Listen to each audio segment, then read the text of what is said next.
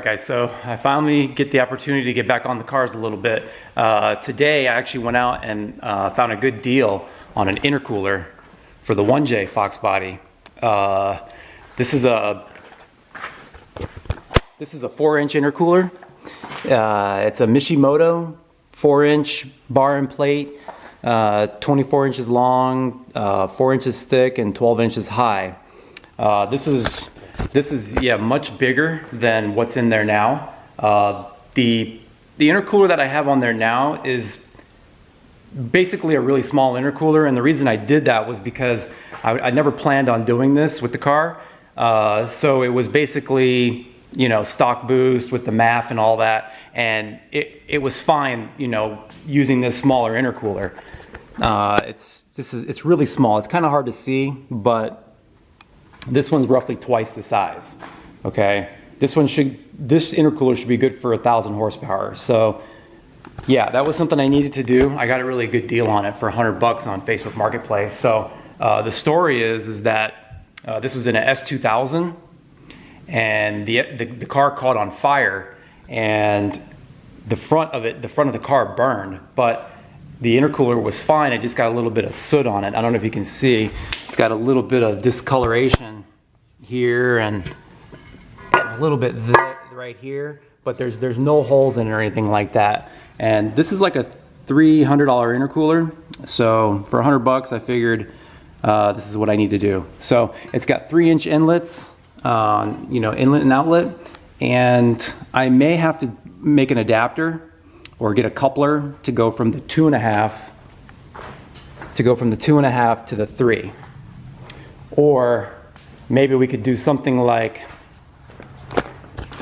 I got so much stuff in my shop here. I was thinking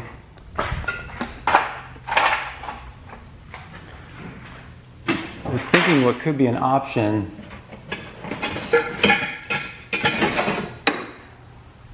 would be, let's see. So here's the 2.5, and that's what this is here. Okay, I was thinking of something that maybe I could TIG weld, because it fits pretty close. If there was a way to flare this and fit it inside of here, and then I could TIG weld it, but you know what? I think the best thing is just going to be to buy a 3-inch to 2.5 coupler.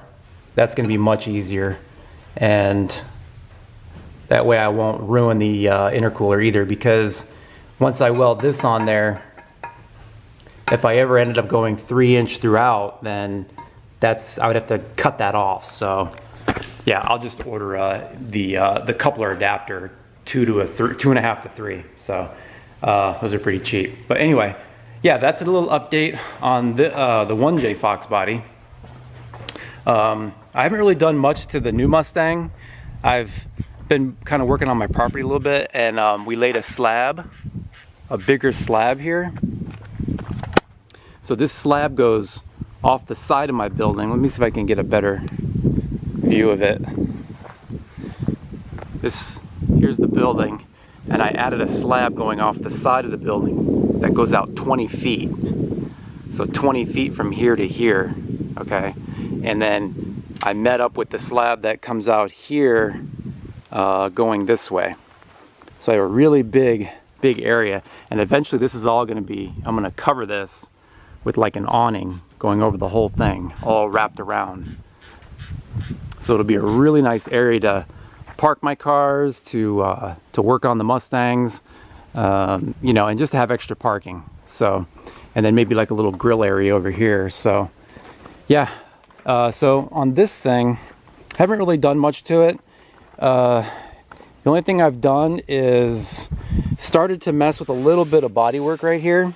What I noticed was if you looked at the car from the side, you could see that it was a little bit wavy right here. So when I started sanding it down, I noticed some body filler there. So I went ahead and tried to flatten it out a little bit. I may have to add a little body filler, and then, you know, block that. So, and then I had to get apparently the guy I bought it from, I'm sure it's not his fault. I know he's probably watching, but it's not his fault. I think he might have gave me the wrong key. So I went ahead and ordered all new locks. So that's a brand new lock. I haven't done these yet. And I ordered some new handles. So, and then one of the things I'm going to have to start with on this car is, you know, it runs and drives actually. I've been driving it around a little bit on my property.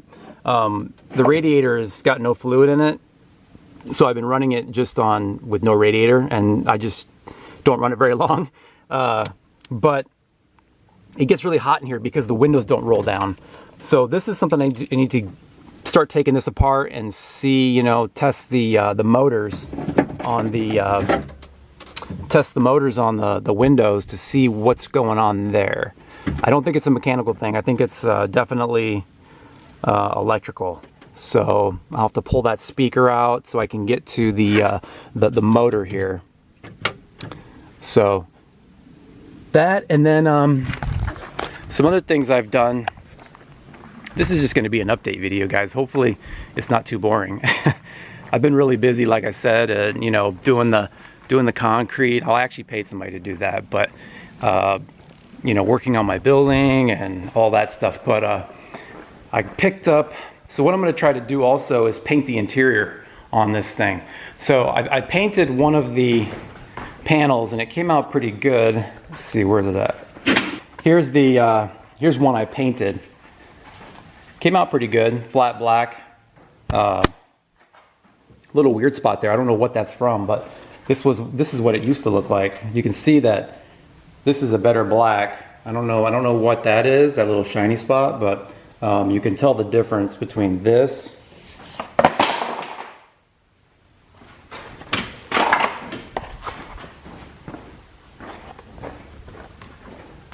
so let me get it out in the sun here. You can kind of see better. So this is one I painted, and this is what was in the car. I don't know if this is really showing up good on video, but it looks pretty good. I mean, originally these were blue, so yeah, I'm gonna try to paint all the interior pieces. I don't know how, I've never done that before, so I don't know how that's gonna look. The blue looks hideous, and it looks like they tried to use some like auto parts store paint or something like that to paint the interior parts, which it looks like it turned brown or something. But so what I picked up was the LMR custom paint. This is the black. It matches the black interior, okay? And it also comes with this little kit. It comes with the vinyl prep. Okay, so you spray this on there, it kind of softens up the plastic before you paint it. So like I said, I just tried that one piece, so we'll see. It's so far so good. It looks pretty good.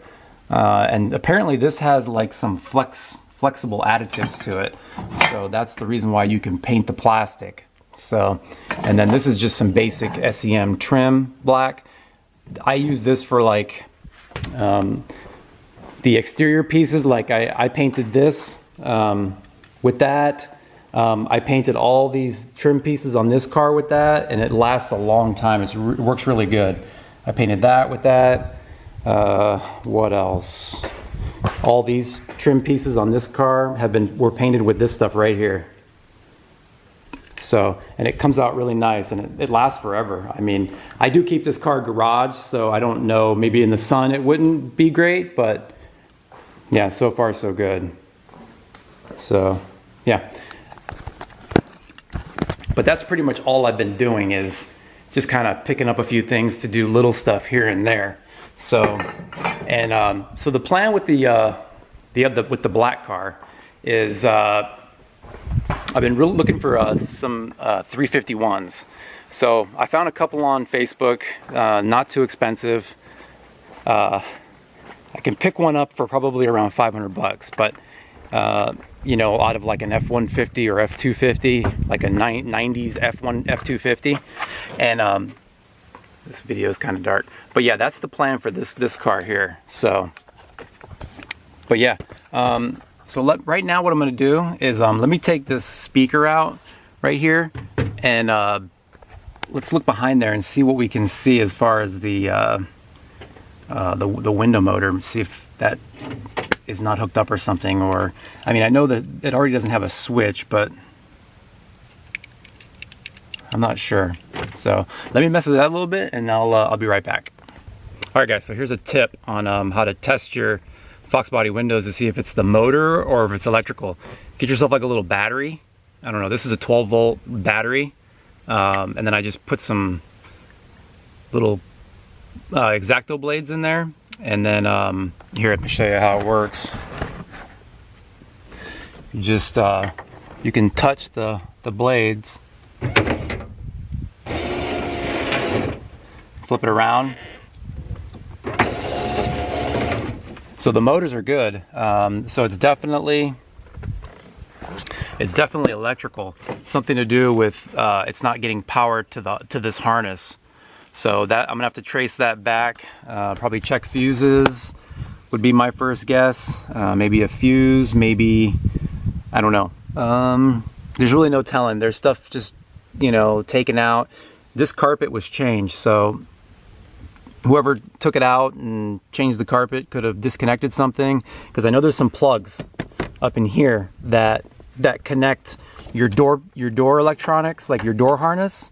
I believe it comes through here, and it might have some plugs here that may be disconnected or something like that. So that's where I'm going to go next to see if I can get these doors to work, because I mean, it's like I said, the car's drivable, but in this heat, you can only drive it for a few minutes, and you know, you can't roll the windows down. So yeah, so let me see if I can trace that back and see if I can find where it's not connected. All right, so I found a 20 amp fuse that is blown. So I went ahead and replaced it, and let me go ahead and plug this back in. Plug this back in and see if I can get this to work. It may just short out again, because there could be something else, you know, shorted in the wires. That's the reason why it blew the fuse, but we'll find out.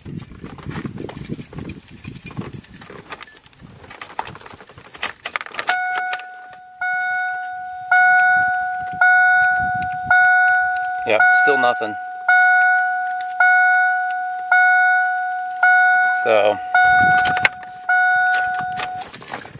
that fuse was blown, but that wasn't the problem. So let me go ahead and check the rest of them, see if I can find any other blown ones.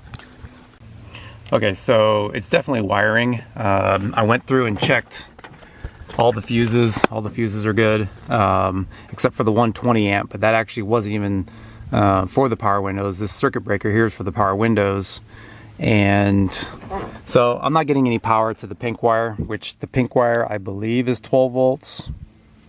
And yeah, this whole thing's just falling apart. So probably what I'm gonna end up doing is get some aftermarket, maybe an aftermarket switch, and just wire it up. I don't know, because I'm trying to find these, because this would all have to be depinned, and or find another Mustang that has this whole harness, because it's all cracked. You can see like the plastic is cracked. So even if I've got all these switches and I've, you know, found out why it's not getting 12 volts, I would still have to replace this plastic thing, which means depinning it, and I don't know if it's going to be worth it or not. So, but we'll see. Yeah, that's probably going to do it for this video. I just wanted to give you guys kind of an update and just show what I got going on here with the, you know, with my new slab and all that. And yeah, same with this window here. When I put 12 volts to it, it goes up and down, no problem.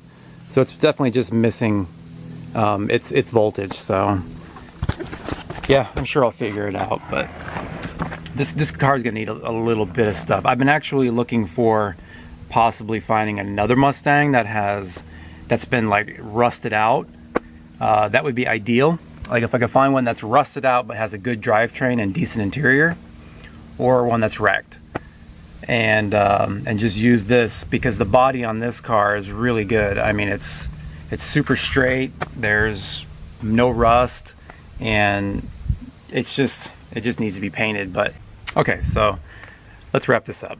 So what we're gonna do is pull all the dash out, pull all the interior out, start painting it, and once I get the dash out, it'll be a little bit easier to track down that wire, the power wire for the windows. So yeah, I'm not going to be filming that stuff, you know, like you've seen somebody tear apart a Mustang once, you've seen it 100 times. So yeah, so that, and then like I was saying before, I don't know if I mentioned it, but the plan with this car is to do like a 351, or you know, like maybe a stroker 351 in this, maybe carbureted, I'm not sure, but I do want to be able to drive this car. I definitely want to keep it stick. Okay, it's going to be stick, maybe a T56 hooked to a 351. I definitely think that would be the way to go. So, but anyway, that's going to do it for this video. Just an update, and hopefully I'll start making more videos now that I'm a little caught up on all my stuff around here. And yeah, we'll check you all next time. See ya.